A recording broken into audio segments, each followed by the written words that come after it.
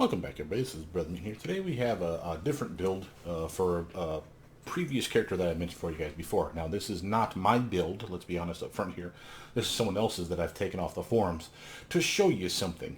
This is an amazing build for a variety of reasons. It's not necessarily my play style, but I could see what they were going for and I wanted to showcase it. Now, I have saved it to my computer here, done minor, and I can't stress this enough, minor changes.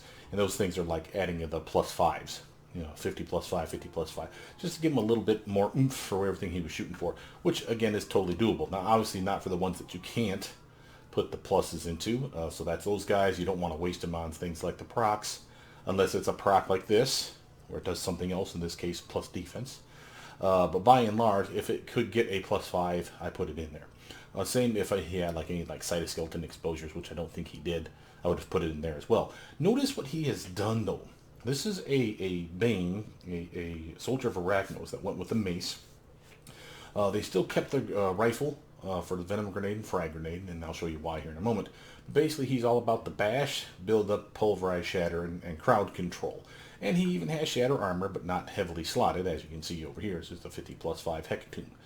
Now, I'm assuming the reason for that, the web envelope and the shatter armor, while again shatter armor will hit if you're lucky enough to, since he doesn't have any accuracy slotted in that bad boy, it's to soften targets up, and he even mentioned it in his post. And again, I will do my best to try to link you to that post down below, as well as give him credit, of course, for his build. But I'm assuming the reason was to get the summon blaster, so that he get this full 5 slotted call to arms added to his character. And again, you can see why. He was shooting for smashing lethal soft cap, or hard cap, excuse me. When its resistances, it's a hard cap. The Soldiers of Arachnos and the Widows of Arachnos, for those who don't know, have a cap of 85% on any resistance. So the highest you can get for anything, and I mean anything, psi, smashing, energy, whatever we're talking about, is 85. And that's even with you and teammates buffing you besides. So you can see, self-sufficient, he is a tough son of a bitch. Has soft cap defenses across the board. And then some, depending on which ones we're talking about here. So again, fire and cold, he's actually doing really well for himself.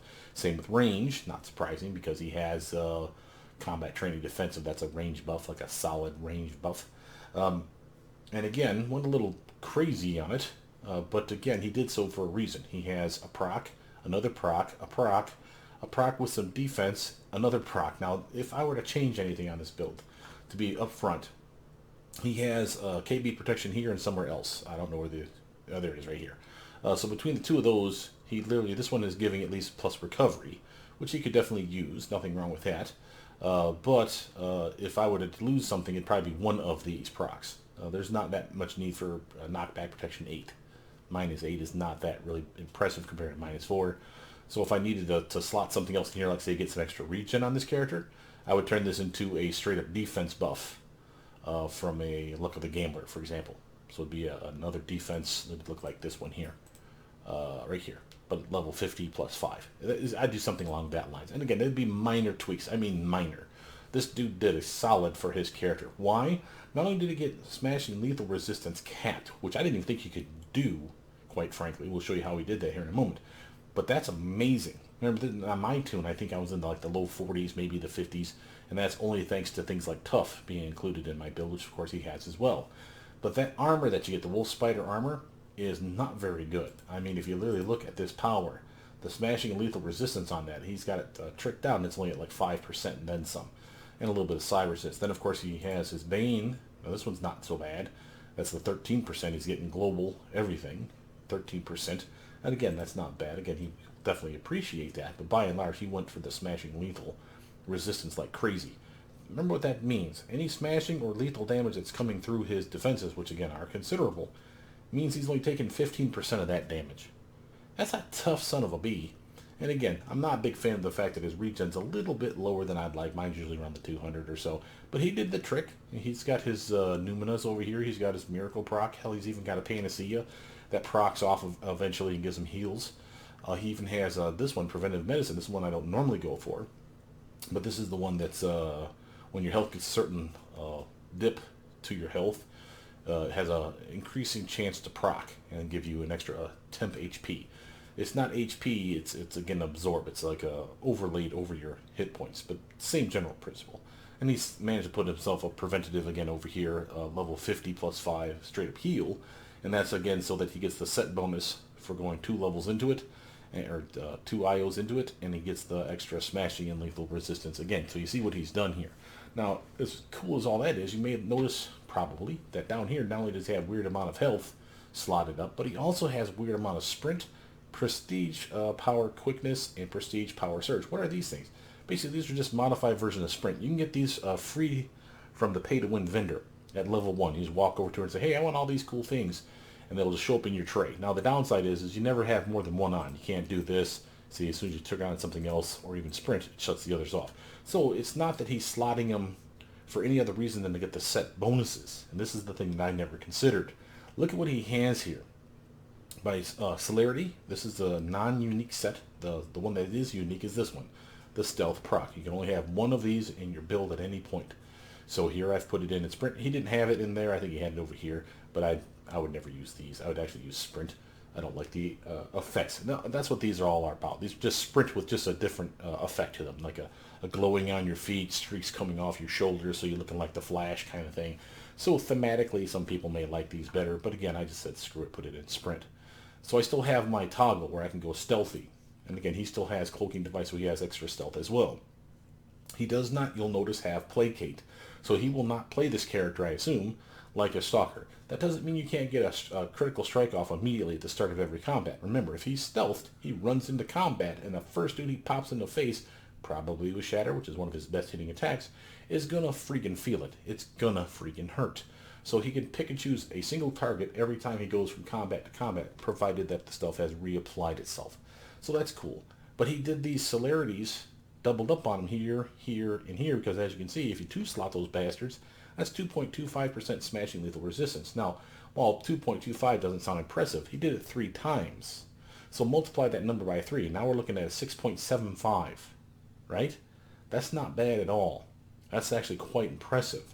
And the fact that he did that is actually what's put him so much closer to that cap. And again, of course, he reached that cap with a few other tricks as well. So as you can see here, 4 slotting Aegis. Normally I stop at 3 because it gives me my 3.13% fire and cold defense, and half of this much to AoE, which again he'll appreciate. I certainly did. But if he took it one further, which I never do, look what he got for it. 3% smashing lethal resistance, as well as some mez protection as well. So again, he has a lot of ways to get that extra smashing lethal resistance. He still managed to keep his soft cap, and then the one last thing to point out before we start talking about his very trippy incarnate stuff is he has global recharge thanks to, where are you at, little bastard, Hasten, that he picks up early, which it definitely needs early, and I'll explain why here in a moment. But he has Hasten on damn near perma. You see this? 120.1 seconds before it recharges when Hasten is up. Notice when Hasten's down, it's not quite as good. But once you activate it, remember, Hasten gives you global recharge. That's the whole point of it. And of course, the crash that shows up after it fails. But it's only 15 endurance. That's not that bad. As long as you're mindful of your endurance, it's not ever an issue.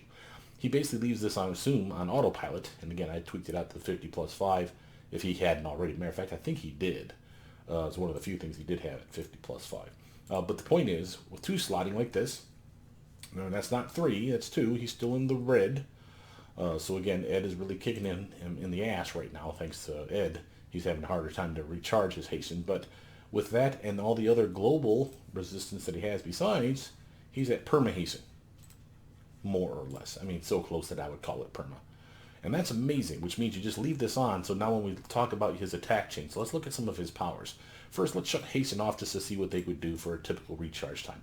Right now, Bash, which is not that bad a damage, and it's reasonably fast-ish to attack, has a solid chance to hit. Remember, there's a slight accuracy bonus built into it because it's a weapon. Reasonable endurance cost, and again, recharges so goddamn quick, it's almost up as fast as it's down. So you can damn near spam it. And assuming that he would do so. Now, it's not the best hit. His best hit is Shatter and then Pulverize. And again, we'll show you those by going this way. You'll power set comparison. Go over to Bane Soldier. And then do the same for secondary just to make sure. Do your damage per animation. These are your Bane Soldier primary attacks. Here's your Bash. Here's your Pulverize. Oh, Pulverize is better. Excuse me. My apologies. Shatter is not as good. Why did I think Shatter was better? Is there something about Shatter that's different? Does critical damage, but they all do. Pulverize. Yeah, so they all do. Okay, so it really is Pulverize, then Shatter, then Bash. That would be his attack chain, assuming that he hasn't fudged with them in some other way where Shatter's suddenly better. I can't imagine it is. That's a big difference. We're talking a DPS of 119, let's just round it up, say 120 to 103. So this is 17 more. You really have to put a lot of effort into making this one good, or really gimp this one a lot to make it worse than this one. So again, Pulverize, Shatter, Bash. Pulverize, Shatter, Bash. In that order. If Pulverize is up, you always click it. If Shatter's up and Pulverize is down, then you click Shatter. If both of those are down, then you resort to Bash. And then, as soon as Pulverize back up, that's when you reactivate again. So again, first choice. If not, then second choice. If not both of those, then third choice. And that doesn't sound like much of an attack chain because it's only 3 attacks. But again, look how fast Bash by itself is up. Then you throw on Pulverize, the best one he's got. It's up again reasonably quick. And we have not activated Hasten, just to remind you of this. So again, by itself, it's up reasonably quick. And again, pretty nice. Nice accuracy. Has decent endurance cost on it. Doesn't cost nowhere near what it should. So that's impressive. And again, solid damage. Reasonably fast activation time. And again, can crit. You should do so if you start off the combat. That'd be the one you want to hit him with, I would imagine. Then Shatter will hit like a brick shithouse, but it's a massive wind-up. It is a power piggy, but he's managed to get the endurance cost down. Part of that's the cardiac, and we'll talk about that here in a moment. But his accuracy is pretty good. His recharge on it's not bad. Again, it's, let's just say 4 seconds. We'll say 3 seconds on that one. So 3 seconds, you activate this one. So you got about 3 seconds to swing again. What are you going to hit? Well, you're going to hit Shatter. That right there is damn near 3 seconds. 2.33 versus the 2.73. You only have a 0.4 second delay between going Pulverize and then Shatter. You see that? So of course that's where you would do things like Bash, or soften them up, say Venom Grenade, or hit them with Surveillance to start it off with. You get the idea. Build up. Another fine example of a way to buff your character and make him a badass. And again, solid damage with this bastard. Very impressive. Now, I wanted to show you that, then I want to show you Hasten on to show you how the numbers differ. So now we're up to 1.06 seconds. Oh God, think how fast that recharges. Pulverize, 2.2 seconds. And again, Shatter, the second one you're going to swing with, 3.19. So again, it takes 2.33 seconds to cast this one. Remember, this one only takes 2.2 seconds to recharge. So if you activate Pulverize and then you hit Shatter, by the time Shatter's done, guess what's ready? Pulverize. Now, yes, here's the downside. It casts in 1.5 seconds, and this one will not be ready then. It's halfway there, 1.5 out of 3.19. So that's when you do something like Bash. And again, between that and that, you've probably filled it up.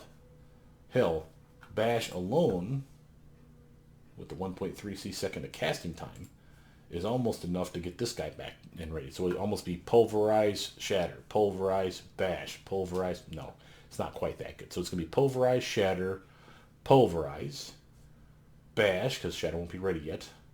Pulverize won't be ready yet, so then you go back to Shatter, then you go back to Pulverize, and you probably repeat the whole goddamn process. So you're going to zigzag between those three is the point. And you will crush stuff. Now, weak spot. Again, your typical is going to be here. You're not resistant to everything. I mean, your defenses are solid. Don't kid yourself. And again, this is when you're not stealth. I should point that out. I mean, stealth is taken into effect, but if you look at his build on the forums, these numbers are actually much better. Why? Because he did not activate a thing in mids that says, if I'm not stealthed, which means I'm actively attacking or being attacked, you lose your stealth component. Okay? So if you do that, the defenses get cut in half. How do I know this? If you click stealth and hover over it, you see how there's two numbers there, 5.92? One's when mezzed, suppressed, and the other one is suppressed when attacked or when mission object clicked. That's basically I'm doing something to break myself from stealth. So you get half. 5.92 is half. Another 5.92 would be added onto this when you're stealthed.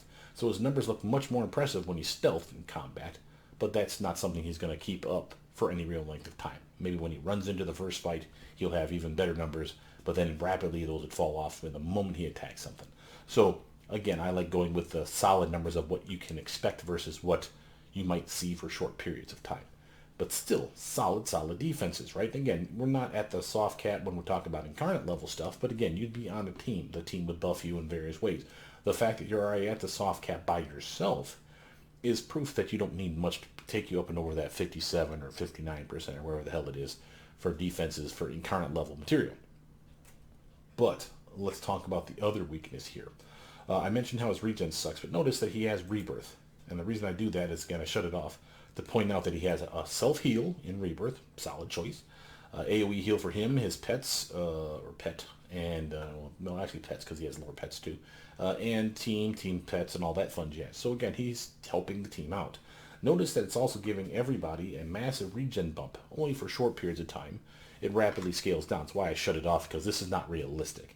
This may last for like 10 seconds, 5 seconds, 30 seconds, whatever the hell it is. And then it rapidly decreases and decreases and decreases. But it'll never be 191. The idea would be this would be a perma. As soon as it's down, he'd reactivate it. So his regen is high, high, high, and then it just steadily drops. He reactivates it, goes back to being high, steadily drops. This should last for the full 2 minutes. Oh, that's the 2 minutes it takes to recharge. So again, a solid choice. Nothing wrong with that. Notice he's even taken Void Radial. This is something that he'll have to be centered on him. It will do native energy damage, which is a different damage type than what he normally does. Again, appealing. And he went up the right side of the tree, which has a minus damage component to it. So again, he's softening up anyone that does survive in a way that if they do, God forbid, somehow get through his defenses, he's lessened their damage considerably. It's 50% damage debuff. Now, of course, AVs, giant monsters, would probably resist some of that. It won't be quite 50%, but the point's still the same. If anything does sneak through, he's at least taking less damage because he popped that Void Radial on the son of a bitch. And again, it doesn't last long. Can't remember how long it is, like 10 seconds, 30 seconds, but it's nowhere near long enough for him to have a protracted out fight using it. Notice he went degenerative, and again, this is flavor more than anything else. I mean, I'm sure he knows what he's doing here. He's clearly a min-maxer, as you can tell by the weirdness of his build. But this is another way to help burn targets down and kill them faster. I like reactive because I like the minus resistance and the extra fire damage. That doesn't necessarily mean it's the best choice. He went degenerative because look what one he picked. He did the one that has a chance to lower the max HP of the target and do a minor toxic damage over time. So a little dot, a toxic dot for everybody that he hits. The minus max HP, that's the one that literally doesn't take their HP away like you're thinking. It's not like a damaging attack. It just means that after they've been damaged, like say their max HP was 1,000, just to give you a number. Every strike that he does, that 1,000 now becomes only 980, 970, 960, or whatever it does. And it lowers it and lowers it and lowers it, stacks and stacks and stacks on the summit. And why is that important? Remember, your regen is based on your HP. So if you're fighting AVs and giant monsters and such that have a massive HP pool and massive regen, you can see the problem. But if you lower their HP pool, they still have that max regen, but they still aren't healing as much now because the maximum HP they could have been healing off of is lowered. So this is another way to increase the quickness of taking out hard targets. And again, reasonable choice. Another viable option, I can't remember the name of it, but you can look into it. It's under the Incarnates tab. There's another one that does minus, like I do, the minus resistance and minus or extra fire damage over time. That's the one I pick, the reactive radial. But another one that's appealing, there's one in there that does minus regen to the target. And again, it'll stack, I want to say up to like 5 hits. But it's not a ton of minus regen. We're not talking like you're dropping it by 500 or something ridiculous. It's more like you're dropping it by minus 5%, I think, per hit. So that's like 25%. Still helpful, even on a Navy and giant monster. That's still appealing. That still helps the team burn them quicker. But again, he probably knows which is the best one. I would trust his logic on this. Trust but verify, like all things. Look it up, see if that's the one that most people go to when they want a damage dealing build. The thing that I wanted to point out, again, he also went for the assault double hit, and again, now I can finally correct myself because I did look this up to prove it to myself finally again, and I finally had it right. If you want to have assault, radial versus core, I know we've had this talk before, but I want to make sure we say it the right way. The difference between chance for double hit, which is one he has, versus the other side, which is just a stacking buff of plus damage. The reason you would go the plus damage is if your class is a class that does not get a high base damage output for a power. So you pick any power like that they could all have, like boxing. Okay, the amount of damage that he does for boxing is different than the amount of damage that, say, a blaster would get for boxing, or that a defender would get for boxing. You ever wonder why? Oh, I always put this on my scrapper and I do good damage with it, even though I never really slot it up. Then I put it on, say, a controller, and the damage is piss all. What happened? It's because of the sliding scale. Depending on your archetype, there's two scales. One scale for range damage and one scale for melee damage. So again, a blaster, for example, has a base damage of 1x, I want to say, for melee. And for range, it's like 1.15x for damage output. So a ranged attack, the same ranged attack, say, for like a defender, would not have as much damage behind it because of the scale. This is why the double hit is more appealing for, say, a blaster, or in this case, a soldier of Arachnos, because his base numbers for melee and range, if I'm not mistaken, are both 1x. That's amazing. That's actually really, really high, technically speaking, because it's the highest-ish of most of the classes. Blaster eking them out, like I showed with the ranged attack being like 1.15x. So, solid chance to do damage. And again, because of that, you're better off getting the double hit. But for like a controller, a defender, the other ones that have low range or melee or both damage scale, you want the other side, the Assault Core. That's the one where it's like a stacking 15% increase to your damage output for a short period of time, up to a maximum of 5 stacks. That's a plus 75% damage output. You keep that going, it's a solid 75% extra damage. You will see it, you will feel the appeal. That's why it's better than going this way, the double hit, if you're those low, weak hitting classes. So again, finally got it right. That's the one you want if you're the weak class. This is the one you want if you're like the Blaster, the Scrapper, even in our case, Soldier of Arachnos, and I'm assuming Widow of Arachnos. I didn't pay too close of attention, but I assume they have the same general scale. So solid damage output here. Notice, and this is the Warworks. This is a nice DPS set. Again, really good. I don't know if it's the best one still, but it's a solid one, and that's why he went that route. I want to say that this is the Warworks. This is a little bastard that pops out the ninja blades. She's like a big robot bitch with Ginsu knives for like arms. Solid choice if that's the one I'm thinking of. And again, he went on the core, so the left side. So it's all about damage, not about buffing. Notice the weakness, in my opinion, is this, the cardiac core paragon. Okay, so normally, remember, I go musculature. The other one I go for is intuition. Both of them are damage buffs, and that's the reason I go for those ones. It doesn't mean it's the best choice, and it doesn't mean that he didn't pick this with good reason. He is having endurance issues. Now, of course, part of it was he did not have his accolades picked. So you can see he actually is below my cap. Remember, I always shoot for having at least 2 endurance coming back for every end range. So you subtract the 2 and get the final number. If it's a 2 or better, then I consider the build reasonably self-sufficient when it comes to endurance. This one is not. But if you activate those accolades, those 4, remember, plus endurance, and then HP, plus HP, plus HP, of course you want those. He's doing okay.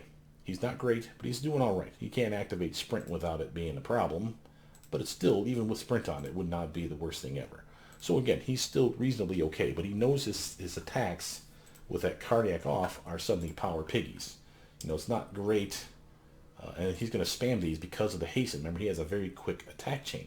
So you can see the problem here. It's going to rapidly delve into, it's constantly to do his cycle of bash, pulverize, and shatter in, of course, the appropriate order.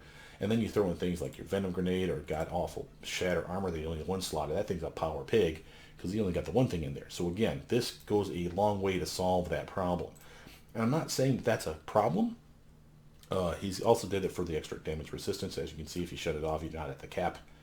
Turn it on, suddenly you are. He got what he wanted. And there's nothing wrong with this as a choice, in my opinion.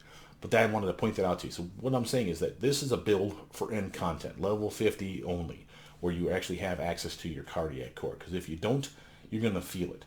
That's my only real issue with this. And again, I'm not complaining at all. He did exactly what he wanted to do. And I thought this was a stellar build I wanted to share with you guys.